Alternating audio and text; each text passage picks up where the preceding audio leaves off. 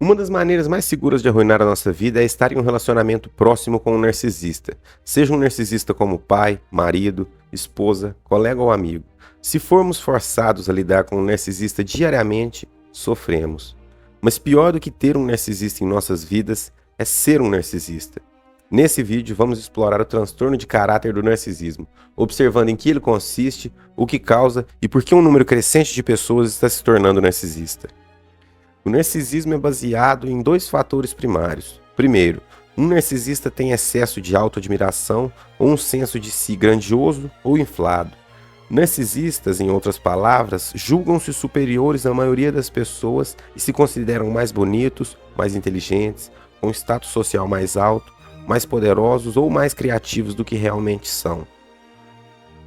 Quando dizemos que alguém é narcisista, estamos sugerindo a presença de crenças sobre si mesmo que não podem ser comprovadas. A segunda característica primária do narcisismo é a falta de empatia. Quando o narcisista considera quais ações tomar, os sentimentos dos outros raramente são levados em consideração em seus cálculos. Os narcisistas veem outras pessoas como ferramentas a serem usadas para ajudá-los a atingir seus objetivos e necessidades. E uma de suas necessidades primárias é obter o que é chamado de suprimento narcisista. O suprimento narcisista consiste em atenção indevida, adulação, elogios e é o combustível que ajuda o narcisista a manter a sua autoimagem inflada. Como a maioria dos transtornos de personalidade, o narcisismo existe em um espectro. No extremo do espectro estão os narcisistas malignos. Eles são a personificação do mal. Eles exploram, manipulam e mentem para obter o que sua grandiosidade os leva a acreditar que merecem, e fazem isso sem sentir as dores na consciência. O narcisista maligno está tão convencido de sua superioridade, tão necessitado de suprimento narcisista e tão carente de empatia que não se submete a nada além de sua própria vontade.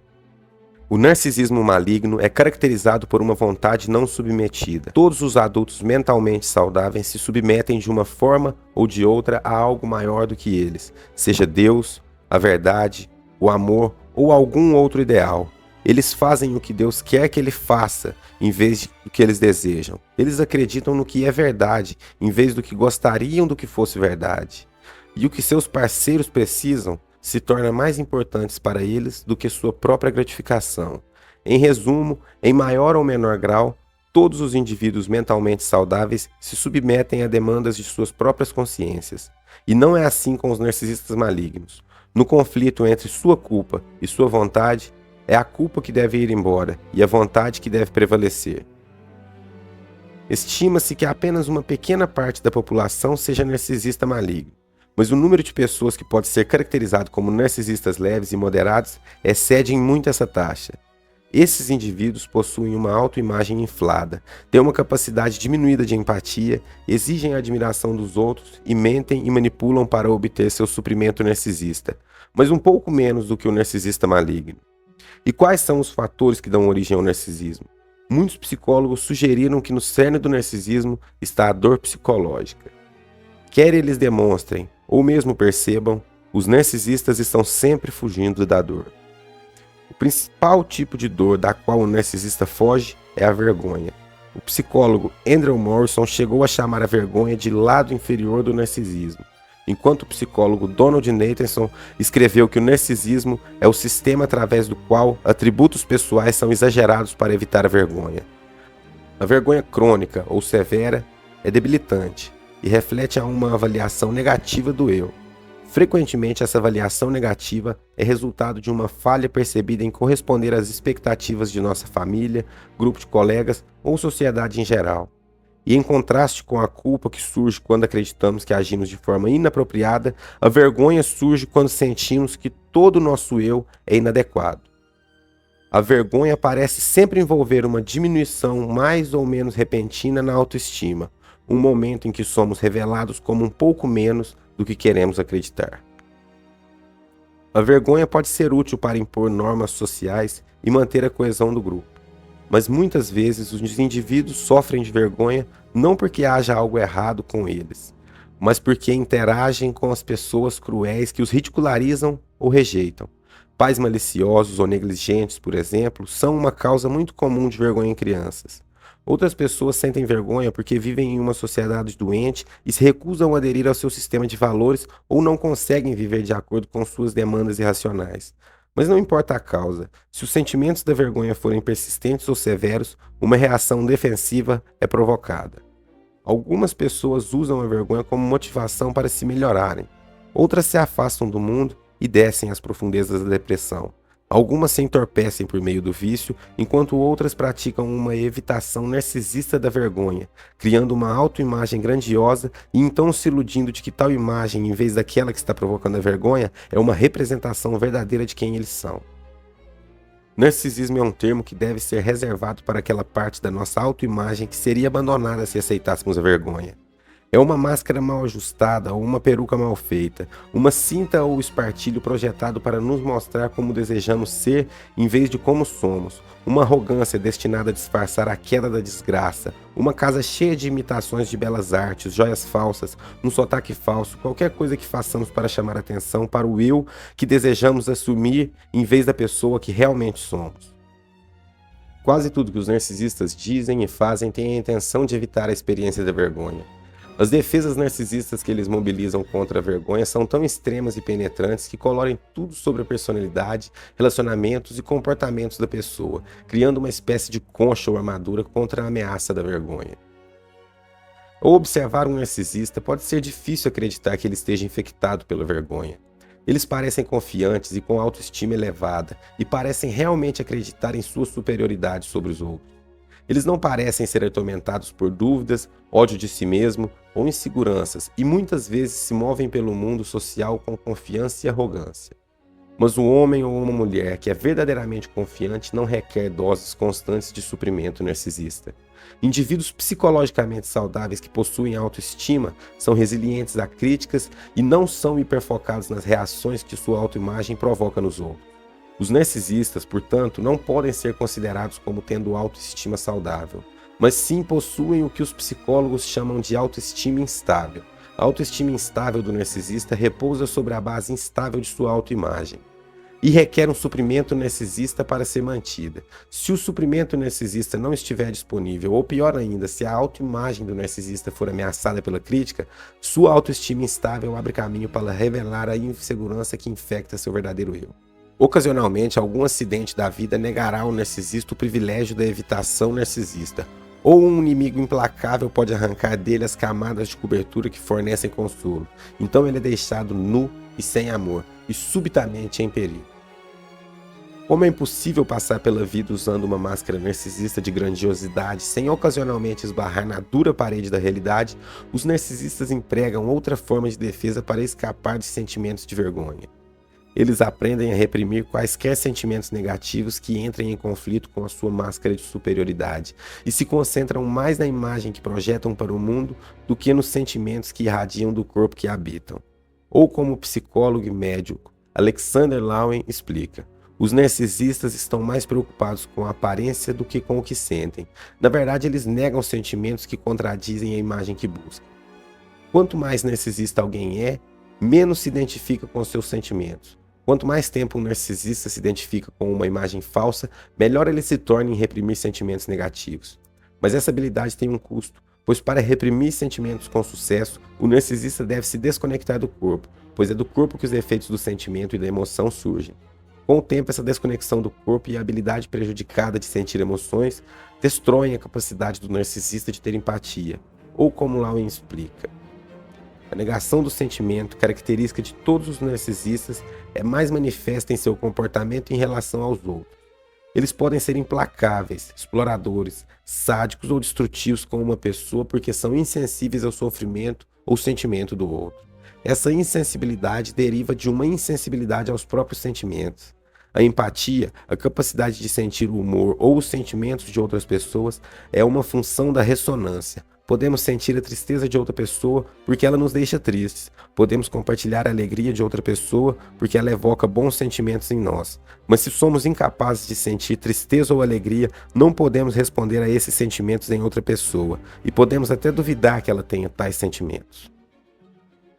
A falta de empatia, juntamente com uma necessidade constante de elogios e adulação, faz do narcisista uma praga no mundo social. Aqueles que interagem com o narcisista devem apoiar a fantasia de superioridade do narcisista. Qualquer um que não consiga inflar a autoimagem do narcisista, ou pior ainda, faça com que o narcisista duvide de sua própria superioridade, deve lidar com seu lado negro. O lado negro que é notório pela raiva e fúria que pode desencadear. Como o narcisista se considera melhor do que a maioria das outras pessoas, ele frequentemente vê como natural que ele exerça controle e poder sobre aqueles em seu círculo social. A melhor maneira de lidar com um narcisista, portanto, é evitá-lo. Se alguém próximo a nós é um narcisista, devemos considerar cortar laços com ele se seu narcisismo for tudo menos brando. Pois os narcisistas são notoriamente difíceis de mudar e sua falta de empatia nos torna incapazes de destruir vidas, com pouco ou nenhum pensamento sobre o sofrimento que deixam em seu rastro. Sua desordem pode ser enraizada na dor, mas isso não significa que precisamos permitir que eles tragam dor para as nossas vidas também. Um estudo psiquiátrico recente descobriu que as maiores consequências do narcisismo, especialmente quando outros sintomas psiquiátricos eram mantidos constantes, era o sofrimento de pessoas próximas a eles. Embora não tenhamos estudos indicando se a taxa de narcisismo maligno está aumentando, o número de pessoas se movendo na direção errada para baixo no espectro narcisista e desenvolvendo níveis leves e moderados de narcisismo parece estar aumentando. O que pode ser responsável por esse aumento no narcisismo? Uma explicação é que nosso sistema de valores moderno promove medidas irracionais de sucesso, preparando as pessoas para a vergonha, enquanto ao mesmo tempo fatores tecnológicos e econômicos tornaram mais fácil do que nunca se identificar com uma autoimagem inflada ou narcisista. A maioria das sociedades contemporâneas considera riqueza, beleza, status social e fama como valores preeminentes. Os ideais de si mesmo aos quais somos encorajados a aspirar são a bela celebridade ou o empreendedor rico.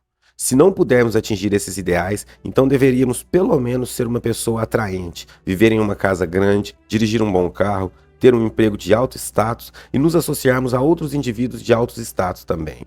Mas esses são os padrões irracionais, pois o acúmulo de grande riqueza é tanto resultado de conexões e acaso quanto trabalho duro. A beleza depende principalmente da loteria genética e da idade. O status social é um conceito relativo que exclui automaticamente a maioria das pessoas de seus escalões mais altos.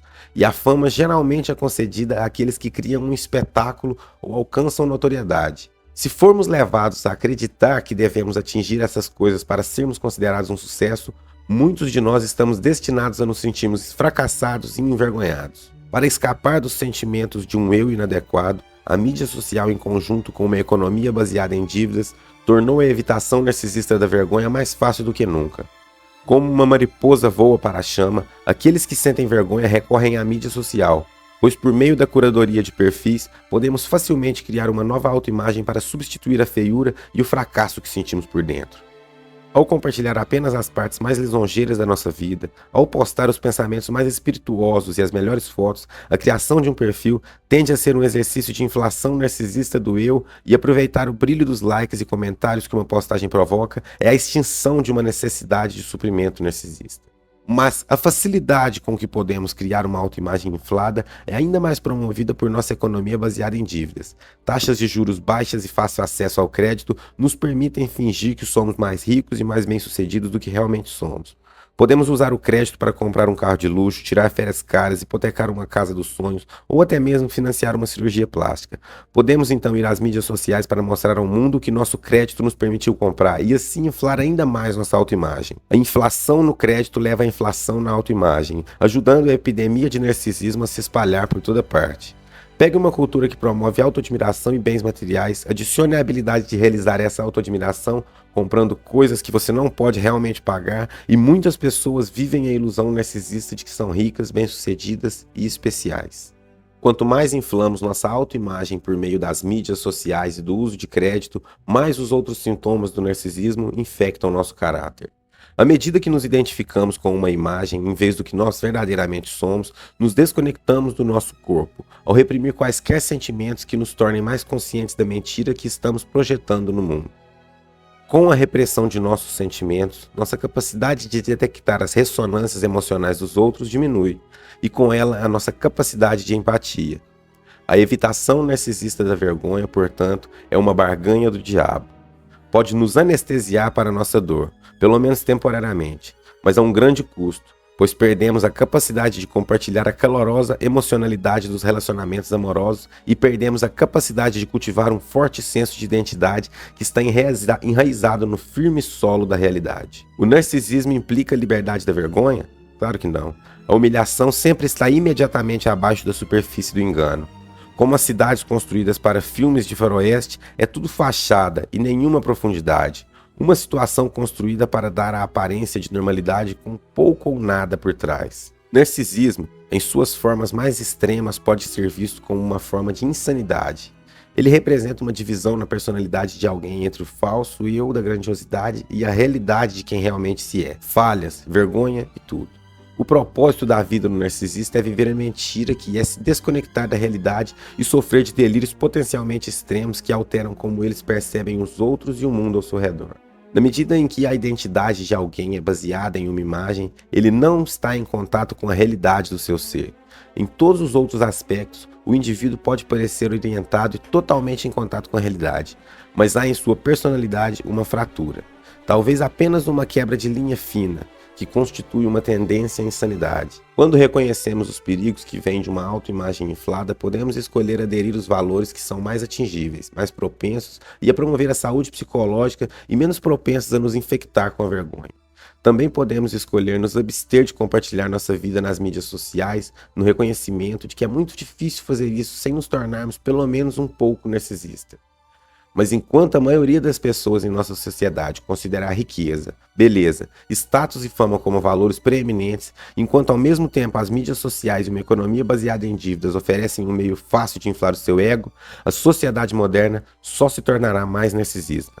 Ou como Lowen escreveu, quando a riqueza ocupa uma posição mais alta do que a sabedoria, quando a notoriedade é mais admirada que a dignidade, quando o sucesso é mais importante do que o respeito próprio, a própria cultura supervaloriza a imagem e deve ser considerada narcisista. Muito obrigado a quem assistiu o vídeo até aqui, se inscreva no canal e até a próxima.